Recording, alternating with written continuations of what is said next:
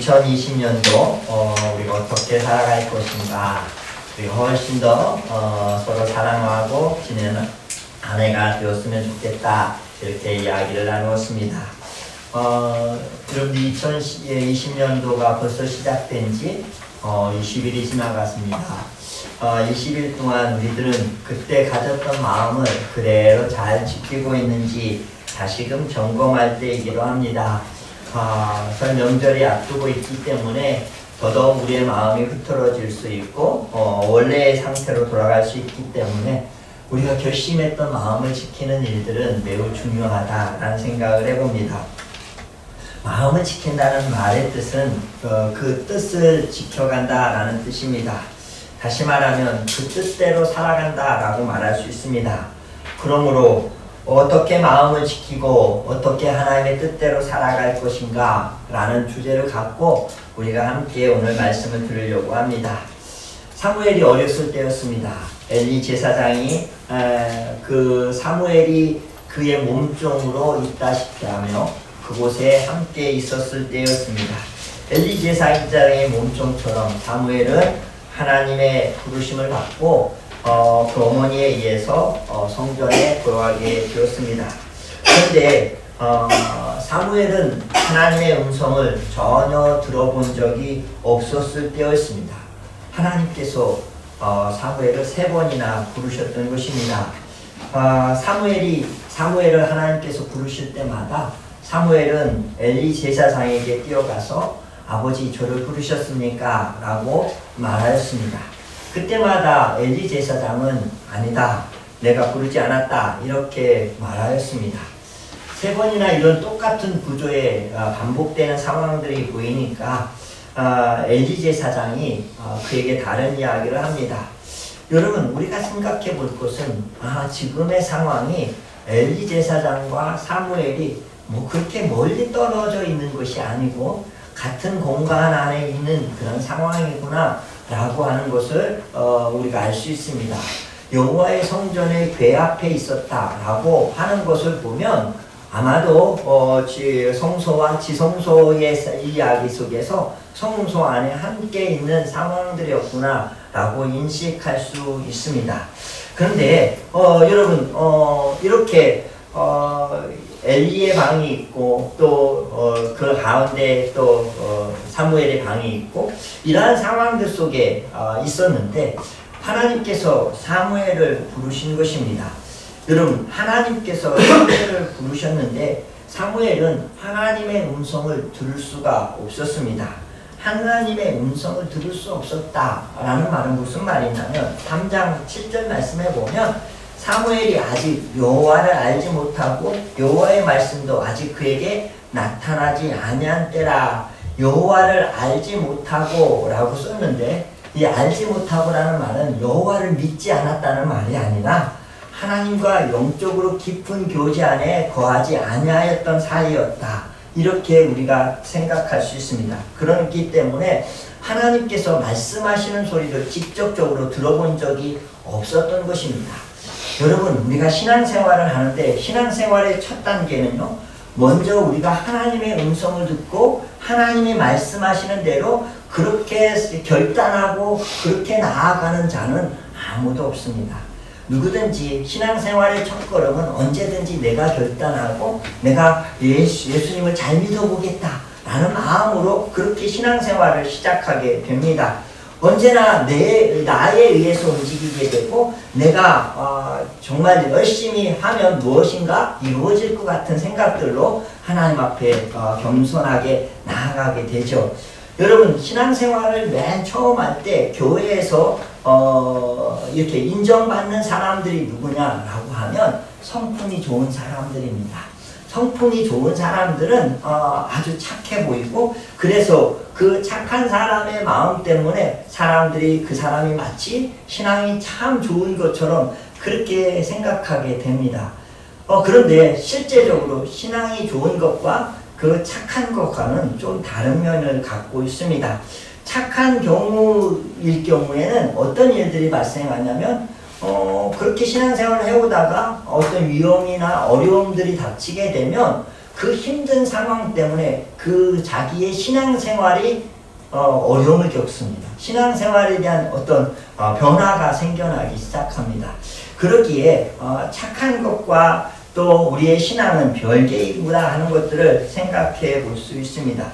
여러분 언제나 우리의 신앙의 초보 단계에서는 우리가 하나님을 알고 하나님의 음성을 듣고 믿는 것이 아니라 내가 믿고 내가 들었던 메시지, 내가 들으면서 교회 다니면 좋을 거라고 생각했던, 교회 다니면 우리가 건강하고 예수 잘 믿으면 잘 살고 예수 믿으면 천국 가고 우리에게 가졌던 그러한 메시지들에 의지해서 교회에 와서 이렇게 신앙생활을 시작하게 되는 것입니다. 이러한 상태 속에 우리가 머물러 있어서는 결코 안 됩니다.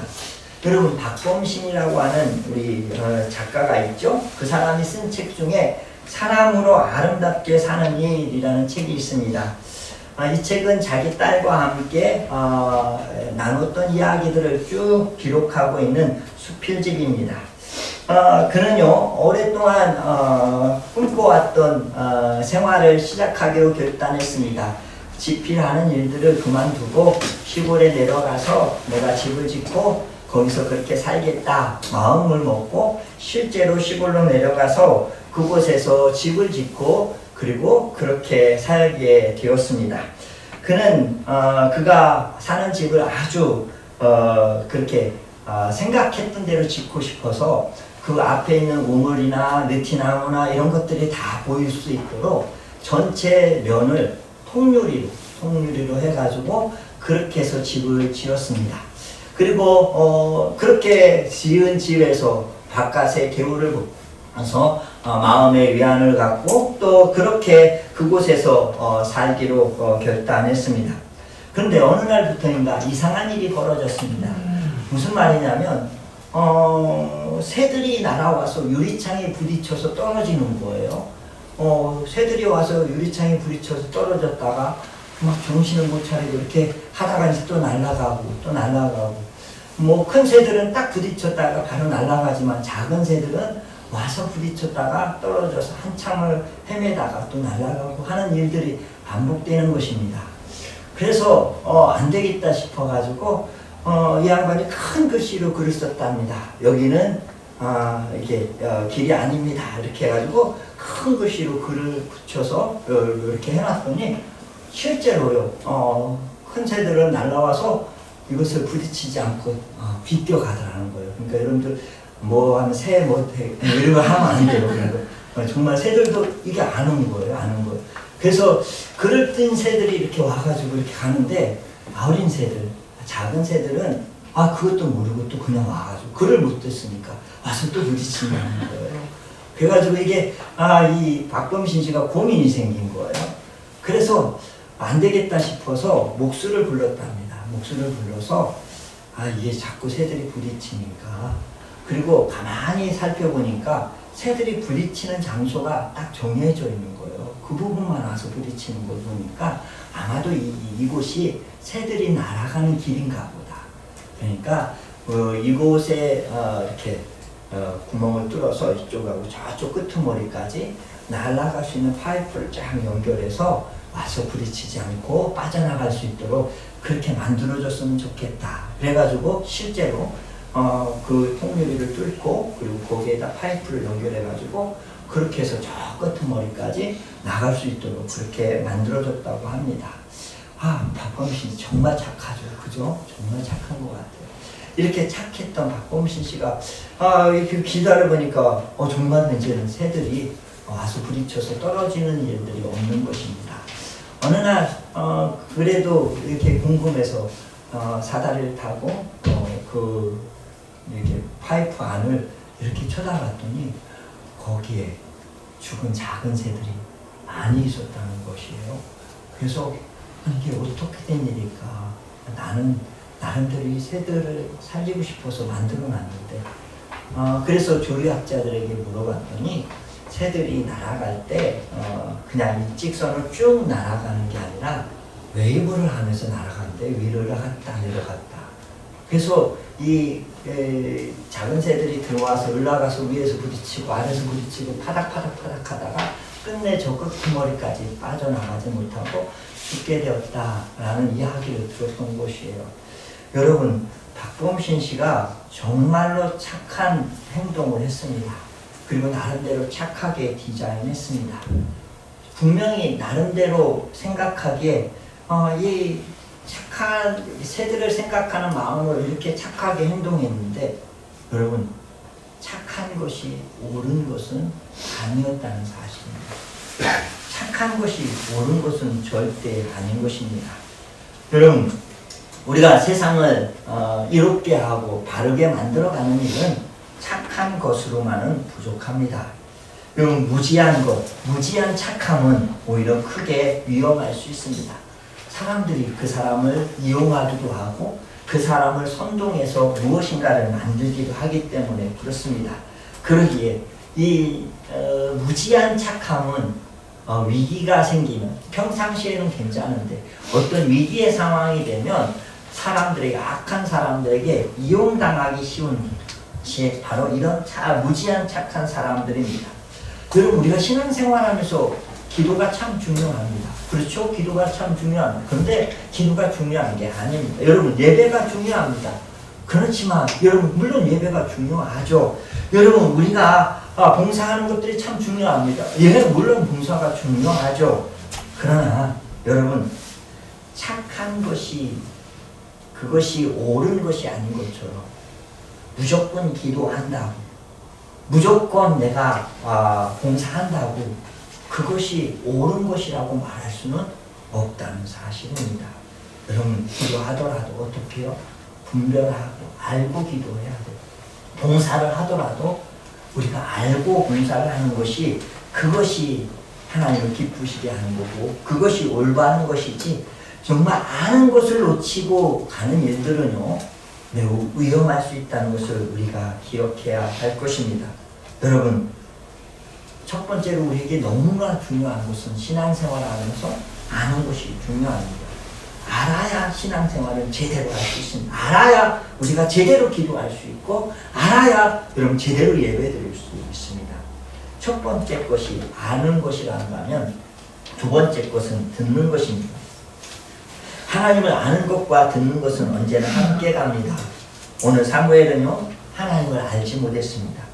하나님과 아직 그에게 하나님이 아직 그에게 나타나지 아니한 때라라고 말씀하시는 것을 보면, 아직 사무엘이 여호와의 음성을 들어본 적이 없다라고 말하는 것입니다.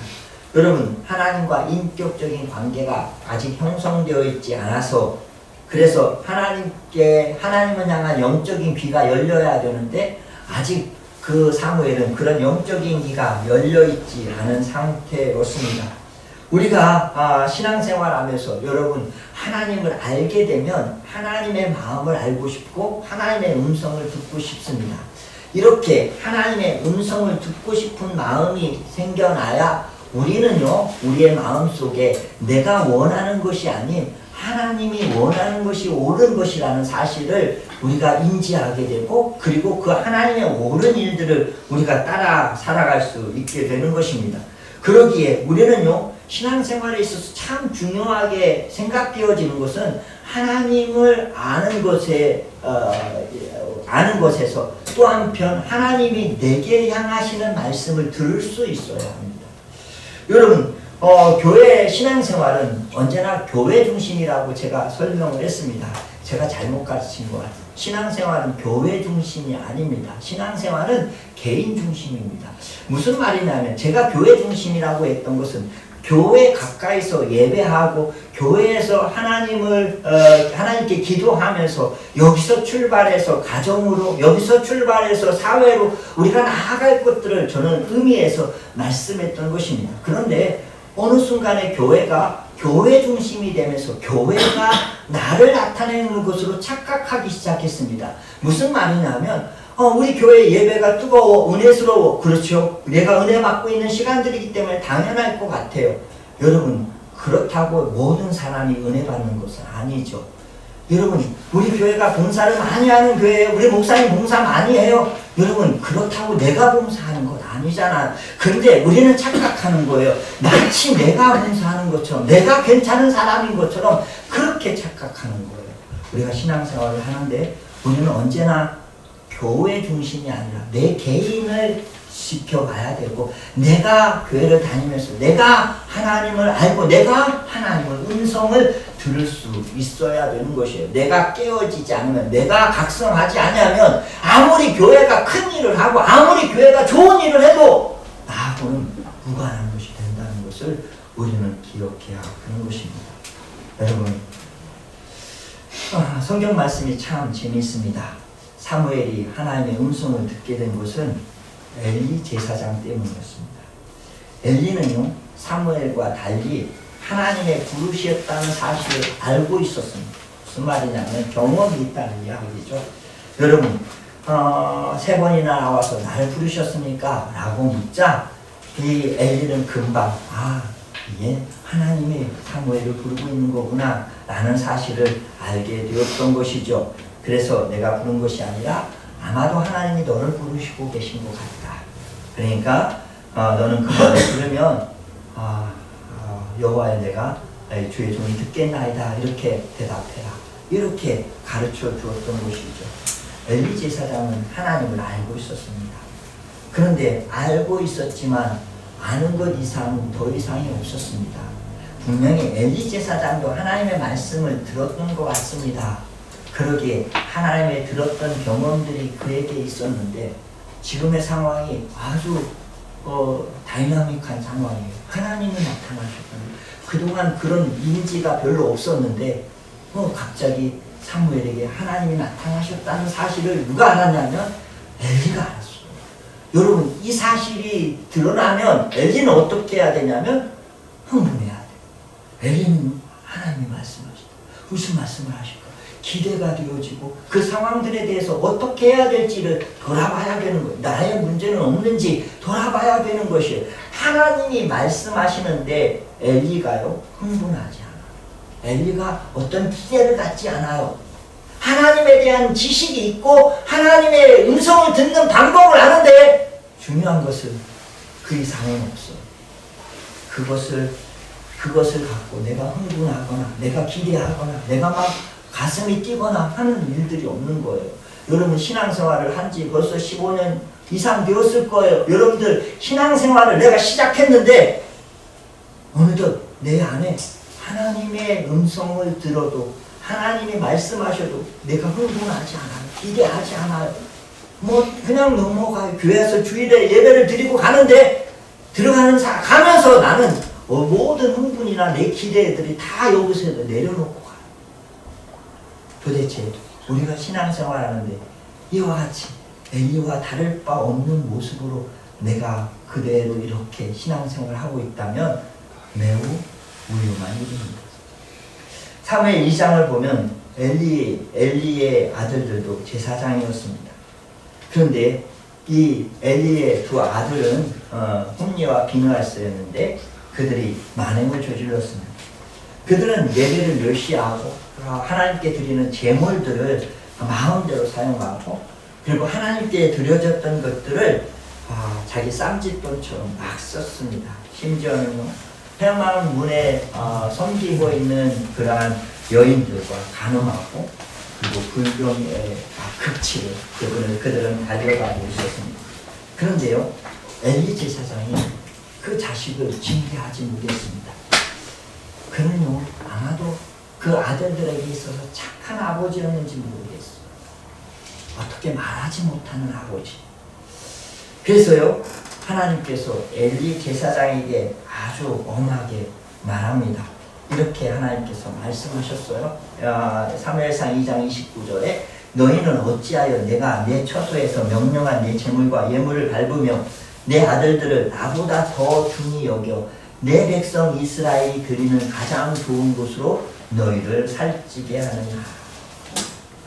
하나님께서 말씀하시고 하나님께서 가르쳐 주시고 하나님께서 인격적인 관계로 그에게 찾아가서 그와 이러한 이야기들을 다 나눌 만큼 오래된 제사장 엘리였습니다. 그런데 하나님이 말씀하시는 소리를요, 이 엘리가 듣고서는 무시했다는 거예요. 하나님의 말씀을 듣고서 이 엘리의 가문들을 이렇게 하나님께서 처벌하실 거에 대한 이야기를 하시는데, 여러분, 엘리가 이것들을 무시하는 거예요. 여러분, 참 희한한 일입니다. 하나님께서 그에게 말씀하시지만 어느덧 그러한 하나님의 말씀들을 무시하는 삶이 되어버리고 만 거예요. 엘리는 알았고 듣는 방법도 알았고 그렇게 하나님의 말씀이 들려졌었는데 어느 순간인가 하나님의 말씀을 무시하기 시작했습니다. 여러분, 중요한 것은 하나님의 말씀을 무시하자 더 이상 하나님의 말씀이 들리지 않는 거예요. 우리가 신앙생활하는데 하나님의 말씀을 듣고 또 교회 와서 말씀을 들으면서 하나님이 내게 말씀하시는 소리를 우리가 들을 수 있습니다. 그런데 어느 순간 내가 하나님의 말씀을 듣고 그리고 하나님의 뜻을 알았는데 내가 살아가는 삶은 그것과 무관한 삶을 살아가고 있습니다. 반복되어져요. 여러분, 그 순간 나는요, 하나님의 음성도 듣지 못하고 더 이상 하나님의 뜻이 내 삶에 이루어지지 않는 그런 하나님과 관계없는 존재가 되고 만다는 것입니다. 더 기가 막힌 사실은 엘리와 그리고 사무엘은 같은 공간 안에 있어요. 그죠? 같은 공간 안에 있는데 하나님께서 사무엘아 이렇게 부르시는데, 그래서 사무엘이 엘리가 자기를 부르신 줄 알고 엘리에게 쫓아갔는데, 그래서 저를 부르셨습니까? 라고 이야기를 했는데, 그런데 엘리가 아마도 하나님이 너를 부르시는 것 같다 라고 하는 그 부르심에 대해서 가르쳐주고 방법을 알려주었습니다. 여러분, 하나님이 말씀하신다 라고 했는데 그 말씀하시는 그런 내용이 도대체 무엇일까? 여러분, 하나님의 음성을 듣지 못했던 사무엘이 하나님의 음성을 듣고 도대체 하나님께서 이 사무엘에게 하고 싶으셨던 말은 도대체 무엇이었을까? 여러분, 3장 12절에서 14절 말씀에 보면 이렇게 말합니다. 내가 엘리의 집에 대하여 말한 것을 처음부터 끝까지 그날에 그에게 다 이루리라. 내가 그의 집을 영원토록 심판하겠다고 그에게 말한 것은 그가 아는 죄악 때문이니 이는 그가 자기 아들들이 저주를 자청하되 금하지 아니하였습니다. 그러므로 내가 엘리의 집에 대하여 맹세하기를 엘리의 집의 죄악은 제물이나 예물로 영원히 속죄함을 받지 못하리라 하였노라 하셨더라. 여러분, 하나님께서 하시고 싶었던 얘기가 엘리에 대한 이야기였어요. 엘리에 대한 이야기. 그 엘리에 대한 이야기를 하나님께서 엘리에게 이야기하셔야 되는데 사무엘에게 이야기하고 있다는 것입니다. 사무엘은 잘 듣지도 못하고 아직 그런 하나님의 말씀을 경험하지도 못한 그러한 존재인데 그 엘리에게 해야 될 이야기를 누구에게요? 사무엘에게 하고 있는 거예요. 왜 이렇습니까? 여러분, 엘리라고 하는 그 존재가 하나님의 음성을 듣고 하나님의 뜻을 알았지만 하나님의 말씀을 거부하고 자기 생각대로 또 착한 아버지 모습으로 그저 그렇게 지내는 모습 때문에 여러분, 더 이상 하나님이 그에게 말씀하지 않으신 것입니다.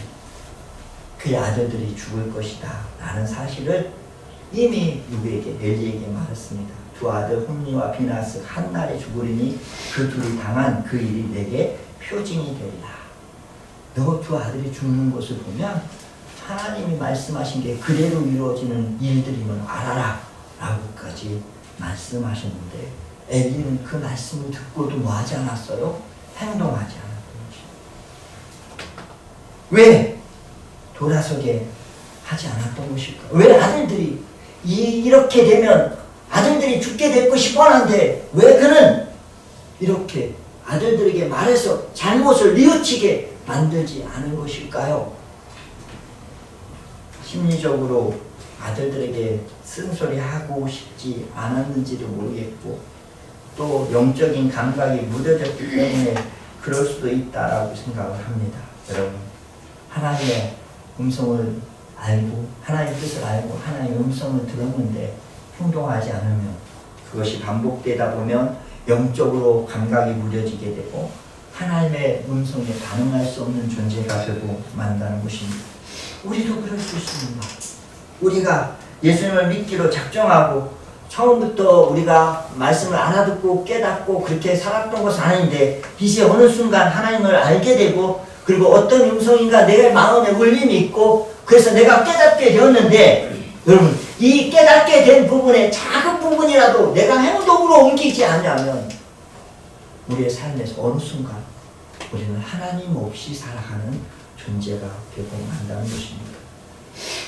알고 들었다면 어떻게 해요? 행동해야 합니다. 이것이 매우 중요합니다.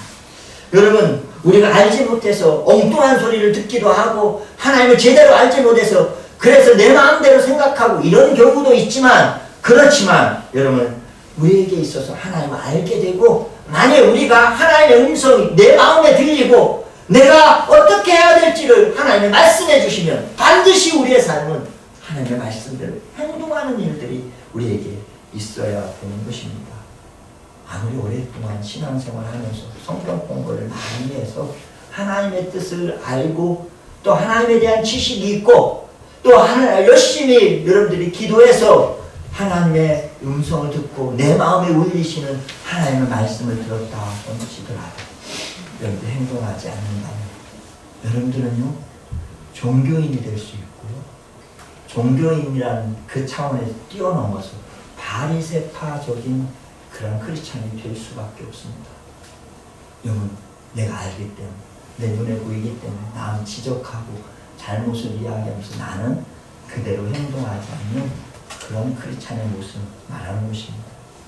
여러분 이 엘리 제사장처럼 나중에는 지식은 있지만 사모함도 없고 열망도 없고 한심한 게으른 그런 나태한 지도자가 되는 것 이것이 우리의 모습일 수도 있다는 것입니다. 여러분 이제 더 이상 우리가 크리스찬으로서 착해 빠졌다라는 소리 듣지 맙시다. 착해 빠졌다 이런 어리숙함을 이야기하는 뜻입니다. 잘 알지 못하고 그저 그래 뭐 좋은 것이 좋은 것이다 이렇게 말하고 넘어가는 것이죠. 여러분 문제가 생기면 조용히 그냥 하자 이렇게 이야기하고 덮어놓고 넘어가는 것 내가 좀 지지 뭐 이렇게 이야기하는 것입니다. 착해 보이죠. 그런데요 알지 못하는 착함은 매우 위험합니다. 여러분 정말 쉽게 이용당할 뿐더러요 그냥 덮어놓고 잘못하는 사람을 보면서 그냥 덮어오고 넘어가고 하면 결국은 그것이 내가 이렇게 하나님의 뜻에 반응하지 못하는 존재가 되고 마는 것입니다. 잘못하고 틀렸으면 틀렸다 그렇게 하면 안 된다 라고 말해야 돼요. 그럼 이게 참 쉽지가 않죠. 저도 저희 아들한테 야 너 11조 해야 돼 강력하게 이야기 못해서 우리 아내가 왜 당신은 아들에게 그렇게 말하지 못하나 제가 강력하게 가서 쫓아가서 얘기했습니다. 어디 갔어? 나가버렸어. 아들 너 어디 갔어? 나가버렸어. 만일 11조 안 드리려면 우리 집을 나가라 이렇게 제가 선포를 했어요. 이번 달 드리나 안 드리나 문집사님 저한테 얘기해 주셔야 돼요. 여러분 아이들이 잘못하는 것을 보면서 우리가 그래도 착한 아버지 때 모습으로 그냥 덮어놓고 넘어가면 여러분 나중에 아이들이 어떻게 될지 잘 모르는 일들이 그것이 책임이 우리에게 다가올지도 모르겠습니다.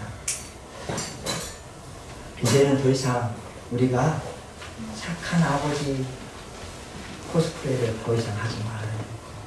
착한 아버지 코스프레. 착한 것 같은 것처럼만 보이는 어리숙함에 우리가 놓여있지 말아야 될 것 같습니다. 여러분 우리가 신앙생활하면서 우리의 삶의 습관을 바꾸는 일들은 매우 어렵습니다. 내 인성이나 내 삶의 태도나 내가 가진 성품이나 이러한 것들을 바꾸는데 너무나 오랜 세월이 걸립니다. 아직도 저도 끊임없이 제 자신과 싸우고 있습니다. 여러분 우리가 이렇게 신앙생활을 해가면서 정말 중요한 것은 우리의 마음이 무뎌지지 않는 일이 너무 중요합니다.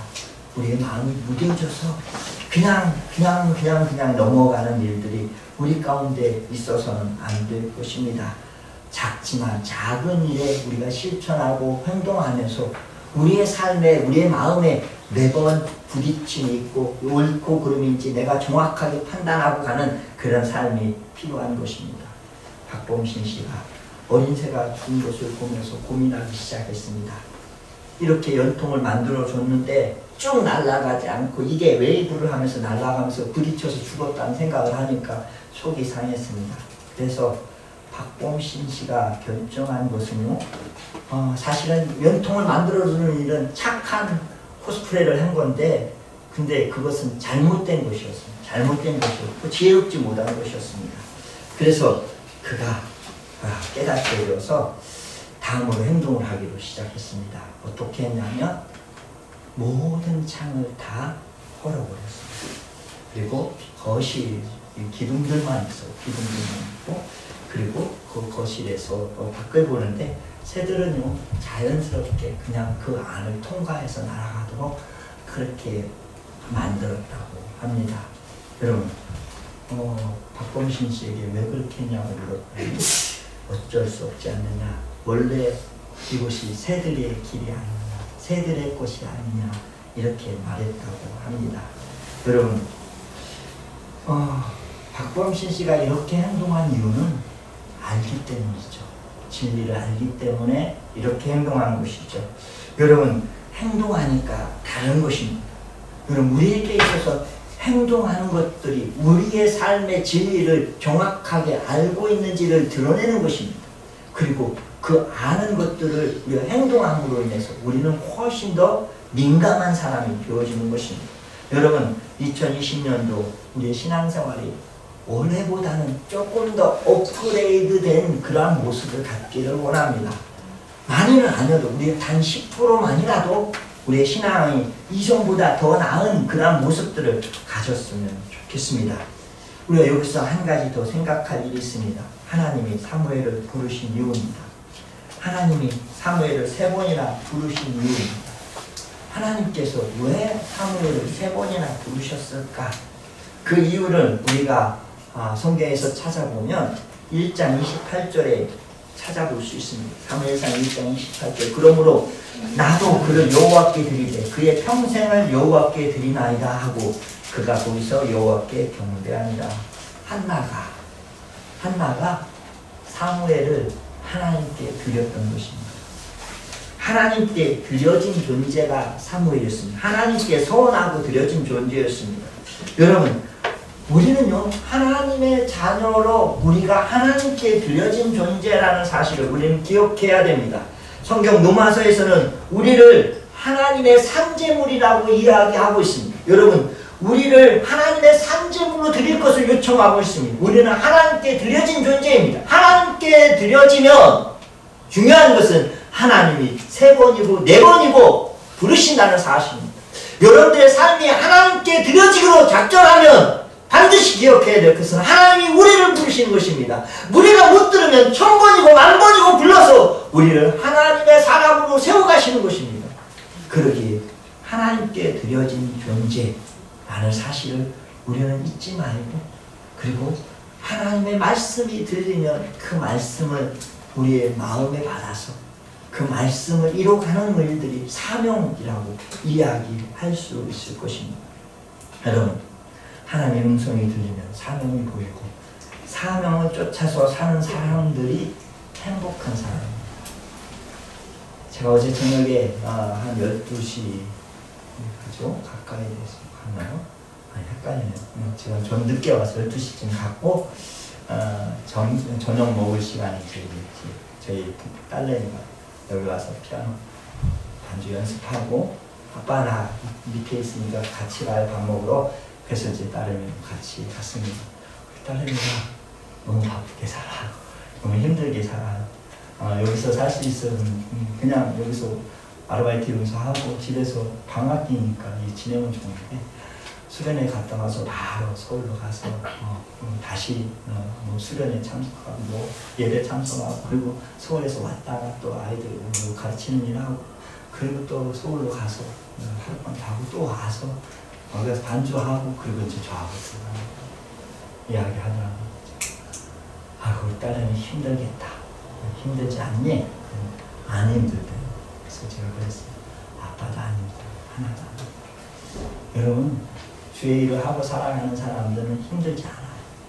제가 밤 12시까지 이렇게 다녀도 밤초도 어릴 때 12시까지 저도 준비하고 가도 힘들지 않아요. 왜요?